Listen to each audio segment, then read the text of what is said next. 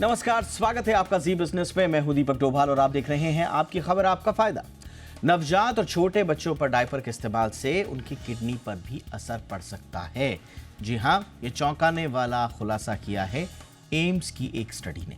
दरअसल डायपर के चलते बच्चों के यूरिन पास करने संबंधी दिक्कतों का पता नहीं चल पाता और इसीलिए जब संक्रमण उन्हें होता है किन्हीं परिस्थितियों में तो उसका समय पर पता नहीं चल पाता। ऐसे में आज हम इसी पर चर्चा करेंगे, समझेंगे कि डायपर का इस्तेमाल बच्चों के लिए कितना घातक है, कितना सेफ, अगर इसका इस्तेमाल कर रहे हैं तो फिर किन किन बातों का ध्यान आपको रखना है। साथ ही साथ एक्सपर्ट से जानेंगे डायपर के इस्तेमाल में जो मटेरियल का इस्तेमाल होता है डायपर्स में, उससे क्या दूसरे भी कोई नुकसान होते हैं या नहीं। खास मेहमानों का पैनल हमारे साथ होगा, लेकिन पहले आप देखिए ये रिपोर्ट।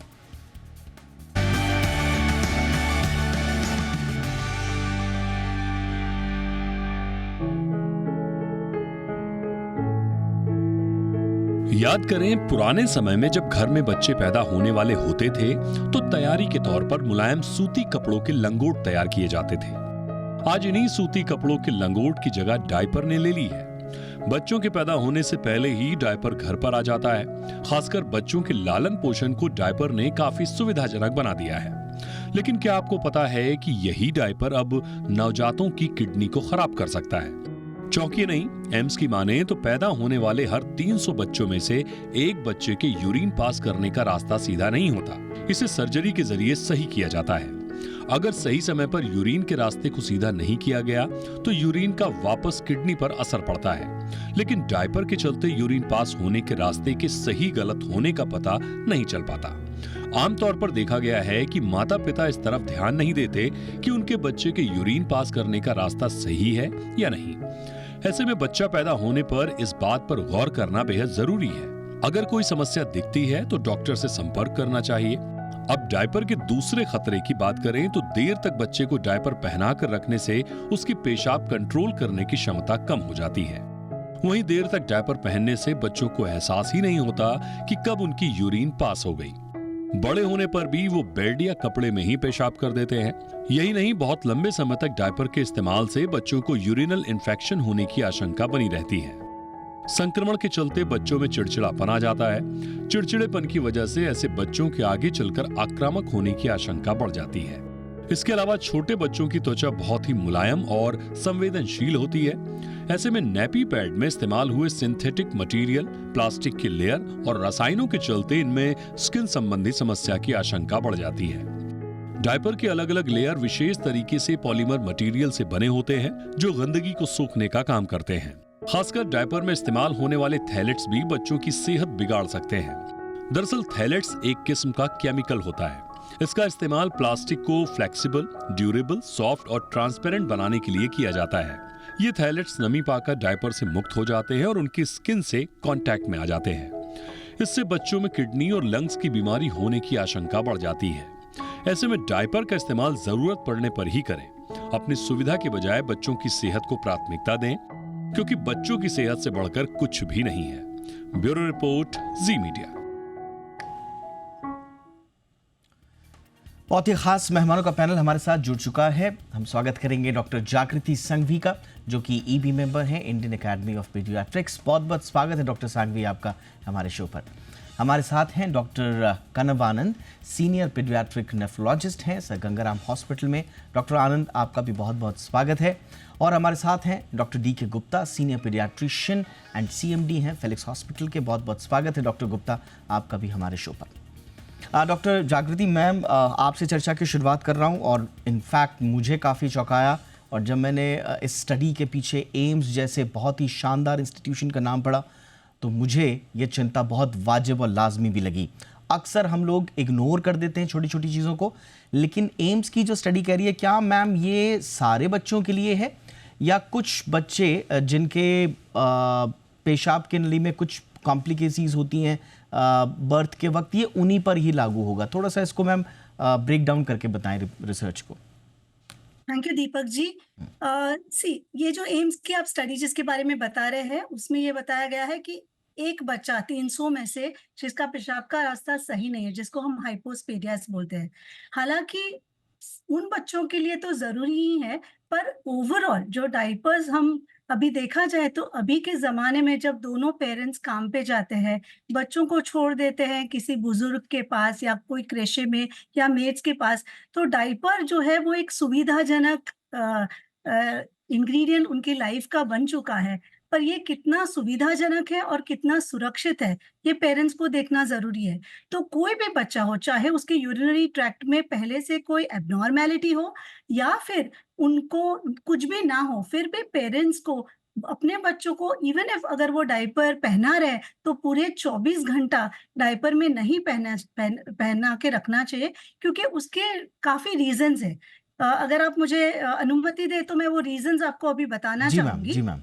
सो बेसिकली जो हम डाइपर्स पहनाते हैं तो पूरा समय बच्चा जो है वो उसी डाइपर के एनवायरनमेंट में, जो कि गीला है, यूरिन या पॉटी के उसमें गंदा मल से भरा हुआ है, उस वातावरण में थोड़ा टाइम तो रहता ही है। तो उसके कारण वहां पे फंगल इन्फेक्शन होने की चांसेस होते हैं, और जिन बच्चों के यूरिन के रास्ते नॉर्मल भी हो, उनको भी यूरिनरी ट्रैक्ट इन्फेक्शन होने के चांसेस बहुत ज्यादा बढ़ जाते हैं।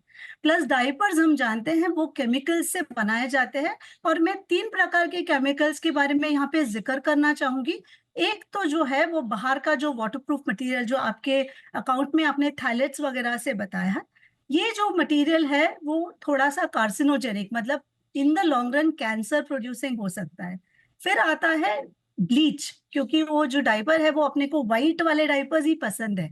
तो वो व्हाइट जो है वो क्लोरीन से करा जाता है, और जो क्लोरीन है उसमें से डाइऑक्सिन्स करके जो टॉक्सिक प्रोडक्शन होता है, वो अपने स्किन को नुकसान करके एलर्जिक स्किन रिएक्शंस कर सकते हैं, और कभी-कभी हार्मोन और इम्यूनिटी पे भी नुकसान पहुंचा सकते हैं। तीसरा जो इम्पोर्टेंट मटेरियल है जिसके कारण डायपर सब कुछ सोख सकता है, जिसे हम कहते हैं सुपर एब्जॉर्बेंट मटेरियल, कि जो डायपर में सबसे ज्यादा सोखने की क्षमता रहती है, उसको अगर आप देखेंगे तो अगर आप गूगल पे भी देखेंगे तो वो जो मटेरियल है वो छोटे छोटे बीड्स जेल्स के जैसा रहता है। उसमें पानी भी डालेंगे तो तुरंत पानी सॉलिडिफाई हो जाता है। तो जो हुँ। यूरिन उसमें पास होता है वो तुरंत से सॉलिडिफाई हो जाने की वजह से वो जो मटेरियल है वो एब्जॉर्ब हो जाता है। अब ये जब होता है तो इन सब केमिकल से इन द लॉन्ग रन आगे चल के अपने को नुकसान हो सकता है, यूरिनरी ट्रैक्ट इन्फेक्शंस हो सकते हैं। एब्सोल्युटली। दूसरी चीज जो है वो कोई भी बच्चा हो, चाहे उसको यूरिनरी ट्रैक्ट में एबनॉर्मैलिटी हो या ना हो, हुँ, हुँ। आगे चल के हम देखते हैं ज्यादातर पेरेंट्स 2 साल 3 साल तक डाइपर्स पहनाते हैं। तो जो टॉयलेट ट्रेनिंग है, कि जहाँ पे बच्चे को खुद को पता चले कि उसको यूरिन का सेंसेशन आ रहा है या पॉटी जाने का सेंसेशन आ रहा है, वो जब हम पूरा 24 घंटा डाइपर पहनाते हैं तो वो सेंसेशन बिल्कुल बिल्कुल नहीं बच्चे को समझ में आता है, और इसके कारण टॉयलेट ट्रेनिंग जो है वो प्रिवेंट लेटर ऑन हो जाता है, मतलब पोस्टपोन हो जाता है, और उसके कारण भी यूरिनरी ट्रैक्ट इन्फेक्शंस होते हैं। और अगर हम देखा जाए तो इसी डायपर की वजह से कभी-कभी हुँ। बॉयज में, मतलब लड़कों में, वो जो पेशाब की नली रहती है जहाँ से पेशाब निकलता है, वो पॉइंट जो है वो वहां पे टाइट हो जाता है, जिसे हम फाइमोसिस कहते हैं।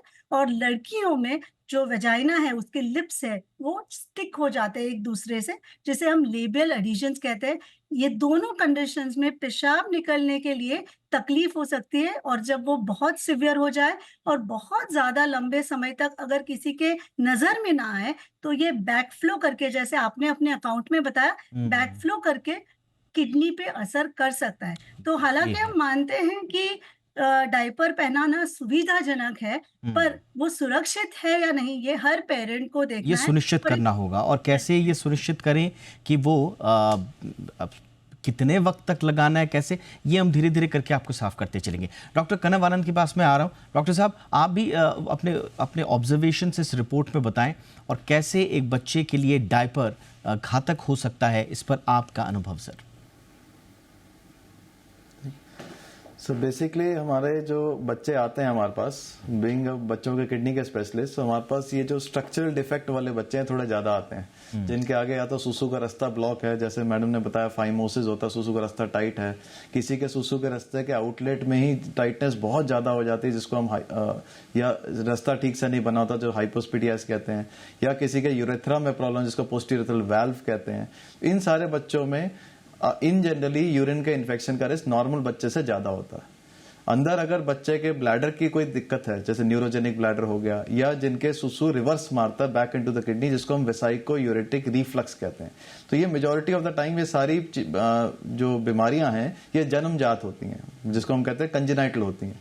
सो अगर नॉर्मल बच्चे में डायपर पहनने से रिस्क अगर मतलब है, अगर अराउंड 5 से 10% के डायपर पहनने से रिस्क है यूटीआई का, यूरिनरी इन्फेक्शन का, तो इन बच्चों में वो 10 गुना और बढ़ जाता है, बिकॉज इनको रूटीन में भी इन्फेक्शन का रिस्क नॉर्मल बच्चों से ज्यादा है। तो जब इन बच्चों में डायपर का यूजेज बढ़ता है तो ऑटोमेटिकली आपके इन्फेक्शन का रिस्क भी बढ़ गया, और जितना ज्यादा इनको इन्फेक्शन होगा इतना किडनी खराब होने का रिस्क भी इनका बढ़ जाता है। बिकॉज अगर यूरिन का इन्फेक्शन किडनी तक पहुंच गया, चाहे वो रिफ्लक्स की वजह से माध्यम से पहुंचा कि ब्लैडर में इन्फेक्शन हुआ और इन्फेक्शन चढ़ गया किडनी में, या ब्लड के माध्यम से पहुंचा, इन्फेक्शन ब्लड में गया और ब्लड से किडनी खराब हो गई, तो दोनों ही सिनेरियोज में किडनी लॉन्ग टर्म डैमेज होने के चांसेस बढ़ जाते हैं, जिसकी वजह से लॉन्ग रन में बच्चे किडनी फेलियर में जा सकते हैं, डायलिसिस की नीड पड़ सकती है, बीपी बढ़ जाता है बच्चों का।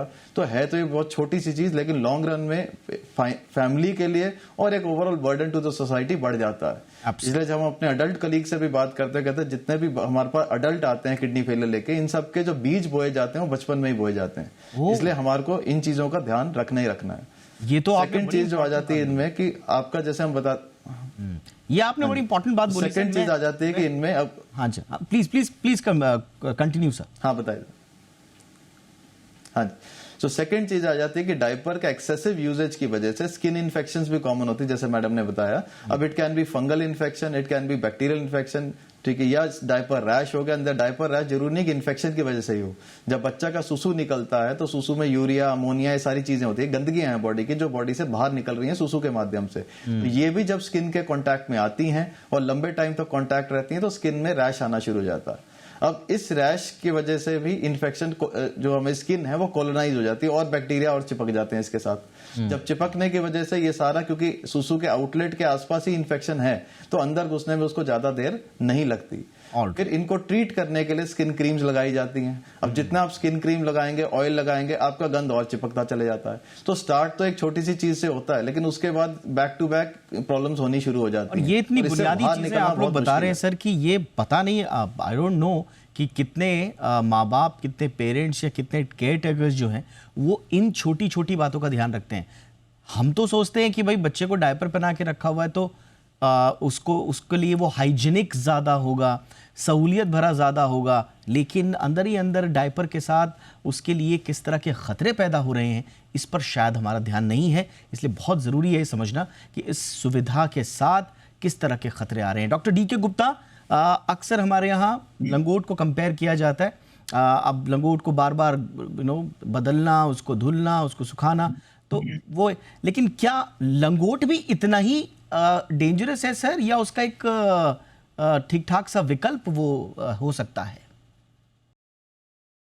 देखिए, थैंक यू सो मच। पहले तो आपने इतना इंपॉर्टेंट टॉपिक छेड़ा है।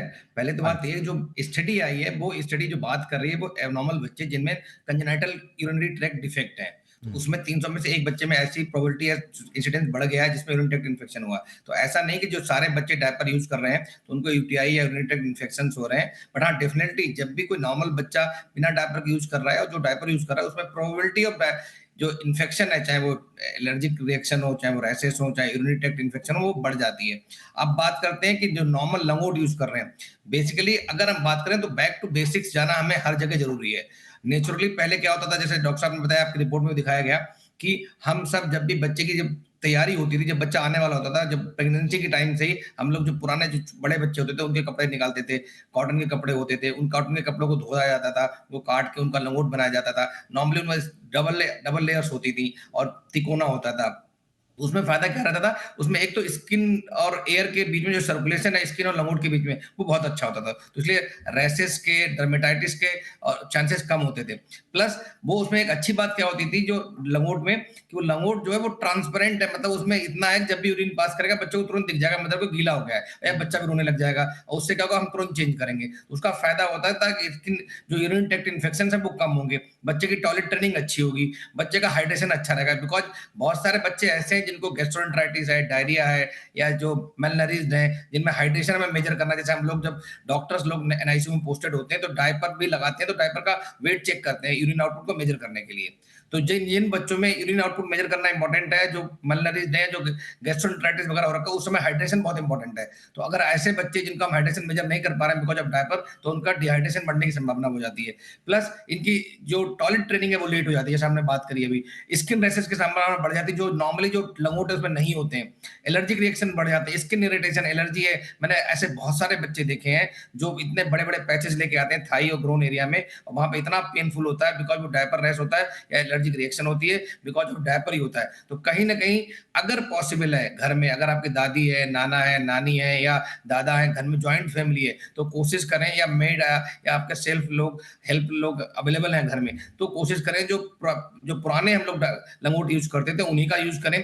डेफिनेटली जब ट्रांसपोर्ट के टाइम, जब आप बाहर जा रहे हैं किसी गाड़ी में या पब्लिक ट्रांसपोर्ट में, तब आप डायपर यूज कर सकते हैं। बट डायपर यूज करने की कुछ हाइजीनिक कंडीशंस होती हैं कि डायपर को कंटिन्यूस लगातार नहीं यूज करना है, 4 से 6 घंटे में चेंज करना है, 1-2 घंटे का गैप देना, जिससे एयर सर्कुलेशन बढ़ता जाए। मतलब 24 घंटे में कम से कम हमें एयर, जो स्किन और का जो एरिया है, वहां पे जो जेनिटल एरिया है उसके आसपास जो स्किन है, उसको कम से कम 6 से 8 घंटे से फ्रेश एयर चाहिए होती है। अगर वो नहीं मिलेगी तो वहां इरिटेशन होगा, स्किन में जलन होगी, बाद में रैशेस बनेंगे या डायपर रैश बनेगा, एलर्जिक रिएक्शन बढ़ जाएगी। तो उसके बाद अगर डायपर लंबे समय तक आपने पहनाया तो उसमें डेफिनेटली वो, बिकॉज जो यूरिन है, यूरिन के अंदर बैक्टीरिया है, बिकॉज यूरिन और जो पॉटी का एरिया होता है बड़ा क्लोज, मतलब उसमें होता है विसिनिटी में, तो उसमें जब जो मिक्स करते हैं, कभी पॉटी भी कर दी, यूरिन भी कर दी, वो जब वो मिक्स हो गया तो वहां से वो फ्लोरा जो होता है, जिसमें बहुत खतरनाक बैक्टीरिया, ई कोलाई, क्लेब्सिला, इस तरह खतरनाक बैक्टीरिया होते हैं, स्यूडोमोनास, वो जाके यूरिनरी ट्रैक्ट से जाके आपको वो क्या नाम है, ब्लेडर में सिस्टाइटिस कर सकते हैं, पाइलोनेफ्राइटिस कर सकते हैं, इवन यूरोसेप्सिस जैसी सीरियस प्रॉब्लम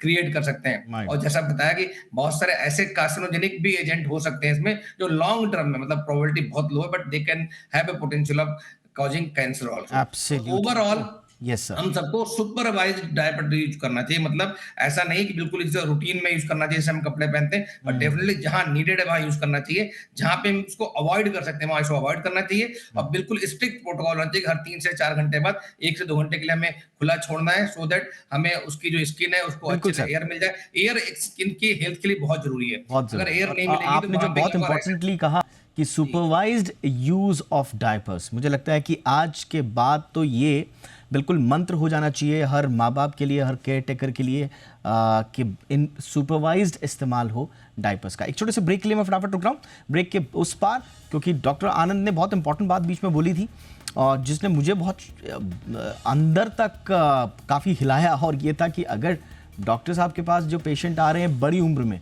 और उनमें अगर ये इस तरह का विमर्श हो रहा है कि किडनी फेलियर की जो पटकथा है वो दरअसल बचपन में ही लिख गई थी, तो ये कितना खतरनाक हो सकता है। पता नहीं कौन कौन सी चीज़ें हमने इग्नोर करी कि कोई व्यक्ति आगे अपने उम्र के पता नहीं किस पड़ाव पर वो किडनी फेलियर का सामना कर सकता है। इसलिए बचपन से ही किडनीज और तमाम जो हमारी सेहत है उस पर ध्यान देना बहुत ज़रूरी। करेंगे इस पर चर्चा विस्तार से एक छोटे से ब्रेक के बाद।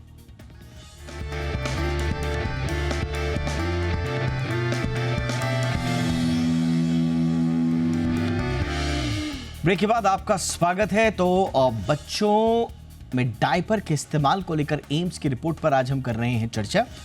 डॉक्टर जागृति, सवाल तो बहुत उठ रहे हैं मन में, लेकिन शायद बहुत सारे सवालों के जवाब हम नहीं ले पाए, लेकिन इम्पॉर्टेंटली डायपर इस्तेमाल जो हो रहा है बच्चों में, उसके इर्द गिर्द आप और कौन कौन सी महत्वपूर्ण सलाह देना चाहेंगी मैम पेरेंट्स को और जो केयर टेकर्स हैं उनको? सर, ये जो डायपर है उसके हमने मेडिकल रीजंस बताए क्यों पूरा टाइम नहीं पहनना चाहिए, या जैसे डॉक्टर साहब ने बताया कि सिर्फ सुपरवाइज्ड डायपर वेयर जो होना चाहिए। पर इसके नॉन मेडिकल 2 बहुत महत्व के कारण है जो हमें इस माध्यम से मैं लोगों को तक पहुंचाना चाहूंगी। एक तो हम जिस टाइप का डायपर इस्तेमाल करते हैं, जिस तरह से पूरा 24 घंटा रख रहे, वो लॉन्ग टर्म में पेरेंट्स को बहुत ही एक्सपेंसिव भी पड़ता है। हालांकि लंगोट जो है, या जो हम धो सके ऐसे लंगोट या डायपर्स है क्लॉथ के, उसके लिए हमें इतना पैसा नहीं लगता है। तो ये जो है, अगर हम डायपर फ्री रख सके बच्चे को थोड़ा टाइम, तो फिर हम पैसा भी बचा सकते हैं। दूसरा, जो डायपर्स का जो बहुत ही एक अहम पार्ट है जो मेरे दिल के बहुत करीब है, कि वो पर्यावरण को बहुत नुकसान पहुंचा रहा है। हमें जान के ये चौंकाने वाली बात लगेगी कि एक डायपर जो है, जो नॉन डिग्रेडेबल है, उसकी लाइफ हमारे लाइफ से ज्यादा है, हम जिएंगे उससे ज्यादा वो एक डायपर जो है वो पर्यावरण में रहेगा और पर्यावरण को, एनिमल्स को, हमको इन द लॉन्ग रन नुकसान करेगा। तो अगर हम चाहते हैं कि हम रैश फ्री, कैश फ्री और ट्रैश फ्री जिंदगी बिताए, तो डायपर्स का इस्तेमाल जो है वो कम करना चाहिए। ऑल द सेम उसके साथ साथ जिस तरह से वो जो पेशाब का एरिया है जो संडास के निकलने के एरिया के बहुत करीब है, उस एरिया को क्लीन कैसा करना चाहिए वो पेरेंट्स को बहुत अच्छी तरह से जानना जरूरी है। ये जो हम क्लीनिंग करते हैं वो ऑलवेज फ्रंट टू बैक होना चाहिए, मतलब आगे के भाग से पीछे के भाग पे वाइपिंग या क्लीनिंग होना चाहिए। काफी बार लोग जो है स्पेशली आजकल हम जेट स्प्रेज देखते हैं, कमोड जो इंग्लिश टॉयलेट्स रहते हैं उसमें बैक टू फ्रंट क्लीनिंग हो जाता है, तो जो संडास का जो छोटे छोटे पार्टिकल्स है वो जाके पेशाब के एरिया में जाके बैठ जाते हैं और वो एक यूरिनरी ट्रैक्ट इन्फेक्शन का बहुत महत्व का कारण हो सकते हैं। तो ये जो क्लीनिंग ऑफ दैट एरिया है वो महत्व का है। दूसरा, जो वेस्टर्न टॉयलेट है उस पे 2 या 3 साल के बच्चे जब बैठने लगते हैं तो ज्यादातर हम देखेंगे कि बच्चे बहुत ऐसे आगे क्रम्पल होके बैठते हैं, तो उनको हम बोलते हैं जैसे आप घोड़े पे बैठते हो, एक एक टांग इधर एक टांग उधर और पीछे की तरफ बैठे, ताकि आपका पेशाब और संडास का भाग जो है वो खुल जाए और जो संडास के पार्टिकल्स है वो वहां जाके बैठ ना जाए। तो ये 2 प्रकार के टॉयलेट ट्रेनिंग या taking care of the genital area, मतलब उस एरिया का जो ख्याल रखना है ताकि वो इन्फेक्शंस ना करे, वो बहुत इंपॉर्टेंट है। और ये बचपन से ही माओं को भी सीखना चाहिए या केयरटेकर्स को सीखना चाहिए और आगे चल के बच्चों को भी सिखाना चाहिए, ताकि जब वो अपने आप को क्लीन करे तो ये 2 बातें जो है वो बहुत महत्वपूर्ण है। डायपर एटिकेट्स के साथ साथ आपका जो डायपर एरिया है उसका ओवरऑल हाइजीन कितना इंपॉर्टेंट है, ये मैम ने आपको बहुत अच्छे तरीके से बताया और इनका ख्याल आपको रखना है ताकि आपके बच्चे की सेहत दुरुस्त रहे। डॉक्टर कनव आनंद, मैं वहीं से आपसे सवाल की शुरुआत करूंगा सर, जहां पर आपने पिछली बार छोड़ा था, और ये था कि जब आपके पास बड़ी उम्र के में भी किडनी से रिलेटेड प्रॉब्लम्स आती हैं तो पटकथा आपने कहा था कि बचपन से लिख दी जाती है। वो कौन कौन सी चीज़ें हैं सर अपार्ट फ्रॉम डायपर्स के हम बच्चे की आगे जाकर किडनी पर कम से कम उसका एडवर्स इम्पैक्ट ना देखें? क्या बुनियादी चीज़ें इग्नोर नहीं करनी है सर? तो पहली चीज़ जब बच्चा पैदा होता है तो first question as a paediatrician जब हम उनको मिलने जाते हैं पेरेंट्स को, तो बोलते हैं कि एंटीनेटल अल्ट्रासाउंड में जो प्रेगनेंसी के टाइम पे किए हुए अल्ट्रासाउंड में कोई किडनी में नुक्स तो नहीं था, कहीं किडनी में बड़ी छोटी हो, सूजन हो, पानी कम हो, इस तरह के कोई भी चीजें हो। तो अगर इस तरह का कुछ भी प्रॉब्लम आती है, मेक श्योर कि आप पैदा होने के बाद एक अल्ट्रासाउंड, बुनियादी अल्ट्रासाउंड जरूर करा लें, जस्ट टू सी कि किडनी में कोई डिफेक्ट तो नहीं था। कंफ्यूजन तहाँ शुरू होती है जब आपका अल्ट्रासाउंड इनिशियली वाला जो प्रेगनेंसी का नॉर्मल होता है और आते आते वो मतलब खराब होता है, और आते आते प्रेगनेंसी जब डिलीवरी होने वाली तब तक ठीक हो गया होता है। सो पेरेंट्स सोचते हैं कि वो ठीक हो गया है और आगे कोई भी फॉलोअप ही नहीं करते। तो इनमें हमेशा होता है कि अगर कभी भी आपके एंटीनेटल स्कैन में कोई किडनी में नुक्स बताया गया है तो पैदा होने के बाद एक बार तो अल्ट्रासाउंड कराना बनता ही है। सेकेंड सिनेरियो, हमेशा सुसु की धार जरूर देखिए बच्चों में, स्पेशली लड़कों में, क्योंकि जब तक ये डायपर्स पहन के रखते हैं 3-3, 4-4 महीने के बच्चे आते हैं और पेरेंट्स से पूछे सुसु की धार कैसी हो, कहते पता ही नहीं, आज तक अभी डायपर फ्री हमने बच्चे को किया ही नहीं। तो हमेशा धार पे हमेशा ध्यान रखिए कि धार बनती भी है कि नहीं है। ये आपको बताता है कि ब्लैडर के आउटलेट में कोई प्रॉब्लम तो नहीं है या ब्लैडर में कोई प्रॉब्लम तो नहीं जिसकी वजह से धार बनती है नहीं बनती है। थर्ड थिंग आ जाती है रिगार्डिंग टू योर, अगर आपके पास अगर कोई बर्थ डिफेक्ट्स हैं किडनी में, सो अपने डॉक्टर के पास जाइए और उनका आगे के लिए आगे का प्लान ऑफ एक्शन जरूर पूछिए कि आगे क्या करना चाहिए, इनको कैसे फॉलो अप करना है। कई बच्चों में सर्जरी जल्दी करनी पड़ती है लाइफ में, कईयों में करने की जरूरत भी नहीं पड़ती, जैसे जैसे एज बढ़ती जाती है अपने आप ही कुछ चीजें ठीक हो जाती हैं। थर्डली, अगर आपके केस में कभी यूरिन में कोई इन्फेक्शन हो जाए, सो मेक श्योर कि कुछ बेसिक बुनियादी चीजें जो आपके जो पीडियाट्रिशियन है वो आपको बताते हैं कि भाई एक बार अगर यूरिन में इन्फेक्शन कंफर्म्ड हुआ है, सो मेक श्योर कि आपने एक अल्ट्रासाउंड कराया हो बच्चे का कि भाई किडनी में कोई स्ट्रक्चर का कोई डिफेक्ट तो नहीं है। कई बार स्कैन्स कराने पड़ते हैं लाइक डीएमएसए जो बताता है आपकी लेफ्ट और राइट किडनी कितना इंडिविजुअली काम करती है। Because remember as a general person हमारे को यही लगता है अगर क्रिएटिनिन बढ़ेगा, सीरम क्रिएटिनिन, तो मतलब किडनी डैमेज होनी शुरू हो गई। बट क्रिएटिनिन बढ़ता है जब दोनों किडनियां 50% डैमेज हो गई होती हैं, उसके बाद बढ़ता है। सो अर्ली मार्कर क्या है, फर्स्ट 50% डैमेज में अब कैसे पकड़ेंगे, तो वो उसका स्कैन होता है डीएमएसए जो कराया जाता है। कब कराना है वो आपका डॉक्टर बताता है कि आपके केस में लेफ्ट और राइट किडनी में इंडिविजुअली कोई डैमेज तो नहीं है, क्योंकि अगर डैमेज है तो उनको उसी वक्त मैनेज करना है, नॉट कि जब एडवांस स्टेज हो जाएगा, किडनी फेलियर होगा, तब आते हैं लोग कि आप क्या कर सकते हैं। थर्डली होता है स्ट्रक्चरल डिफेक्ट्स। अगर डाउट है तो एमसीयू करके टेस्ट कराया जाता है जो आपके स्ट्रक्चरल डिफेक्ट्स के बारे में आपको बताता है और जैसे डिफेक्ट्स हो उस हिसाब से आप मैनेज करें। ऑल राइट सर, ये नेक्स्ट आ जाता है रिगार्डिंग द डायपर यूजेज, क्योंकि मैं भी बहुत सुना है कि अगर जैसे बता रहे कि डायपर यूजेज है 4 घंटे डालिए, लंबा मत डालिए, इस तरह से।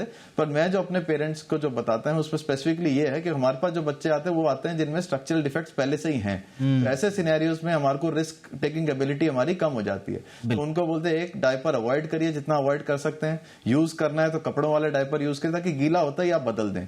एंड थर्डली अगर आपका डायपर आपको ट्रैवलिंग के टाइम में यूज करना भी है तो टाइम बेस्ड डायपर यूजेज मत करिए, 4 घंटे 6 घंटे 3 घंटे। द मोमेंट आपने डाल रखा और आधे घंटे 1 घंटे में ही बच्चे ने सुसु कर दिया, पॉटी कर दिया, तो उसको बदल दीजिए। Yes. उसमें 4 घंटे 6 घंटे का आप कंसेप्ट वेट भी मत, बट अगर बच्चे ने ओवरऑल वही फिर सुपरवाइज जो इस्तेमाल है बच्चे का, वही बात आ जाती है। बहुत महत्वपूर्ण जानकारी आप लोग दे रहे हैं, मेरे पास वक्त ही कम ही है। डॉक्टर गुप्ता, संक्षेप में आपसे मैं पेरेंट्स के लिए क्या सलाह देना चाहेंगे सर? कंजेनिटल प्रॉब्लम वाले बच्चे में बहुत कम परसेंटेज होता है, तो बेसिकली मैं उन बच्चों के लिए बताऊंगा जो नॉर्मल बच्चे होते हैं, हेल्दी बच्चे होते हैं, तो उन केस में हमें क्या करना चाहिए, कौन से ऐसे डेंजरस साइंस है या सिम्टम्स है जब हमें ध्यान रखना है, उसमें हम डॉक्टर को दिखाना है। अगर आपके बच्चा डायपर यूज कर रहा है, आपके बच्चों को बुखार आ रहा है या उसकी स्वेलिंग आ रही है अराउंड द आईज या फेस पे, एंकल के आसपास या जॉइंट्स के आसपास, या उसको बर्निंग ड्यूरिंग मैच्योरेशन हो रहा है, मतलब यूरिन पास करते हुए जलन हो रही है, या बार बार ऐसा पेशाब कर रहा है या पेशाब करते हुए रो रहा है, बच्चा बहुत सुस्त हो गया है, या बच्चे की ब्लड में आ रहा है यूरिन, मतलब रेड कलर का यूरिन पास हो रहा है, इसको कोको कलर यूरिन भी बोलते हैं हम लोग। तो अगर ऐसा बच्चा है जिसमें कुछ सिम्टम्स आ रहे हैं जो लग रहे हैं और डायपर आप लगातार पहनाए जा रहे हैं, तो मे भी कुछ उसको हो सकता है यूरिन ट्रैक्ट इन्फेक्शन हो सकता है, कुछ हो सकता है कि even later on kidney involvement भी हो सकता है, यूरोसेप्सिस भी हो सकता है। तो अर्ली स्टेज पे डायग्नोसिस बहुत इंपॉर्टेंट, बिकॉज यूरोसेप्सिस एक सीरियस प्रॉब्लम है जिसको हम लोग अवॉइड करना चाहते हैं, और यूरिन ट्रैक्ट बहुत कॉमन प्रॉब्लम है जो खासकर फीमेल बच्चे या मेल बच्चों में अगर वो डायपर यूज कर रहे हैं वो हो सकती है। और डेफिनेटली अगर बच्चे ने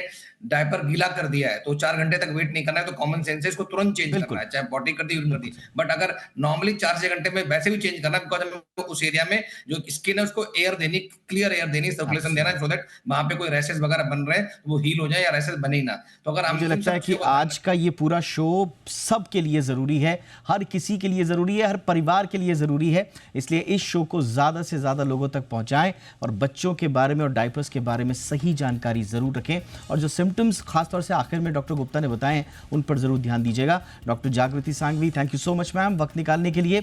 बहुत बहुत शुक्रिया डॉक्टर DK गुप्ता सर आपका वक्त निकालने के लिए। Doctor Kanav Anand, thank you so much sir आपका भी। आपकी खबर आपका फायदा में इतना ही, इजाजत दीजिए, नमस्कार।